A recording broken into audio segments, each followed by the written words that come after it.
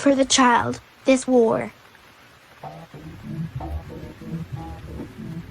I would like to do so much more for this effort, and part of me wishes I wouldn't have waited until I was on my last leg to actually start writing this down.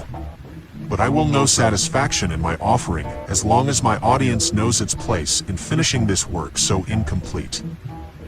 Therefore, I urge you to not become so fixated on the voids in my exposition that you fail to notice the usable parts that may be extracted and tweaked and polished unto pertinence. This is not some infallible commandment to be followed without question and deviation, nor is it a completed handbook unable to be improved upon, but a simple, albeit sincere seed which will require water and light, and may grow and be taken in any direction at all by those who succeed me. Here you have but a glorified bar-top rant from a man who knows that he will be gone from this world by the time that most of you even hear of my name, and knowing of my circumstances will allow you to put my words into their appropriate perspective, being that I speak to you with all the desperation of a dying man, forced to contend in every second with the relationship he maintains with this earth and its inhabitants. The dying are often characterized by their reflective nature and their willingness to access their hopes and regrets alike. I was fortunate that I got to spend so much of my time on that bed of inevitability, swimming in a pool of my own desperate reflections for years on end. And I was fortunate that I contained the ability to be able to put all that I was feeling into words, that these feelings and insights might be understood by those who follow. My circumstances have informed the structure of this project to a significant degree, in that while most such entities are laid out in mind of the author's own self-interest, thereby tainting the integrity of the work, I have no objective but to create the strongest foundation that I can manage with whatever creativity and foresight I contain, all while knowing that I will never get to experience it myself. My circumstances have likewise contributed to my willingness to be so open with the public regarding my motives and aims. I have absolutely no qualms about publishing this text for all to see, approaching all things with the belief that if one is engaging in acts that must be hidden from the view of the public, then the virtue of those acts must be called into question and, in most cases, brought to a stop. This policy has informed my life and my output, which are homogeneous, for I am as my utterances depict, and I conceal no shameful actions, attitudes, or motivations from view of the world. It is likely not in the best interest of Compra Chicos as a collective entity to continue on indefinitely under such a transparent roof. Yet I do feel strongly about this particular text being made readily available to one and all, both in the name of transparency and in seeing to it that we are kept accountable, not only unto ourselves as a collective, but unto all whom we encounter in society, who shall be made aware of the causes for which we stand and the promises upon which we were founded. I come before you with no ill or hidden intentions. And if any of the points that I am proposing rub you the wrong way, or if it seems that I failed to think a particular point through, know you are free to discard those little burnt bits from the plate. Whatever it takes for you to enjoy the feast that I have prepared for you. Assuming that it doesn't go against the foundational elements upon which this collective was born. I don't claim to have the fullest, most perfect understanding of the population and its needs, although I do feel strongly about its welfare and the points that I am making. At the end of the day, I am but a man attempting to plant trees in the desert. I cannot predict at this point what will be my reception, or if my efforts will be successful at all, but I do know that a success as such would have far-reaching ripples. Ripples far larger in size than anything that I could ever achieve by my own strength.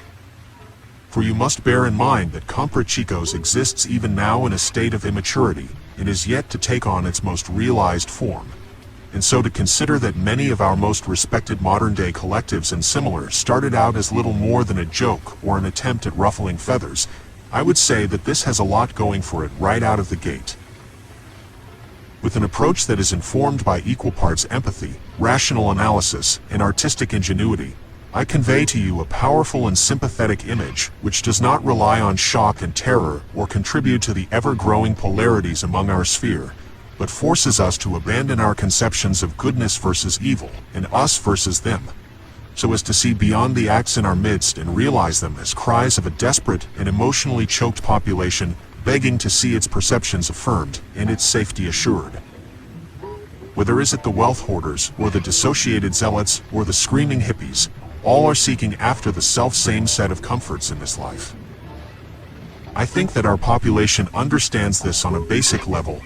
even when it is harder to apply it to our interactions. Yet through Compra Chicos, shall we seek to bring this sympathetic reality to life in ways that can no longer be discarded as irrelevant unto the individual.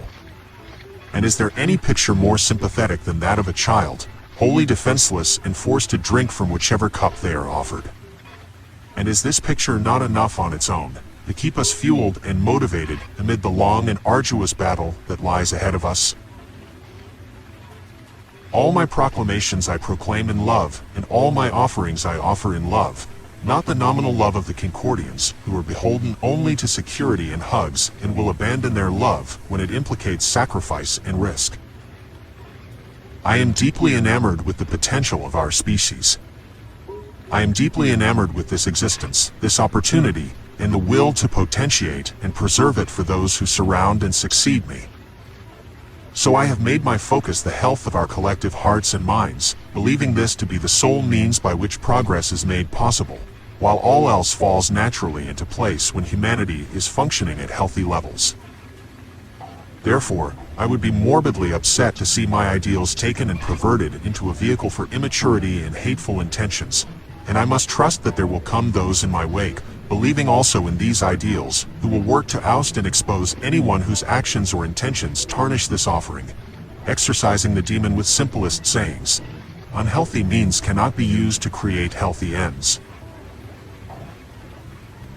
I give these blueprints over to the public, as with many other powerful tools found within my personal archives, willing that my audience should find inspiration in these things, as I have found inspiration in the potentiality of existence,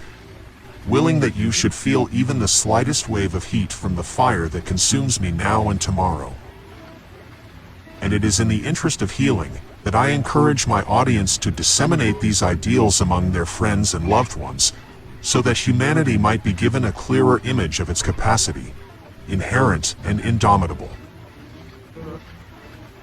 My dreams go on further still, but my word is done, and you must make of my heaving what you will. Thus, with my heart still warm, I commemorate the birth of the Compra Chicos, or child buyers, saying, if it is in the nature of the infantile mind to give itself up to the highest bidder, then let goodness outbid greed on this still young earth, and let us seek neither to enfeeble nor to create dependencies in the children, but to liberate them from us and themselves.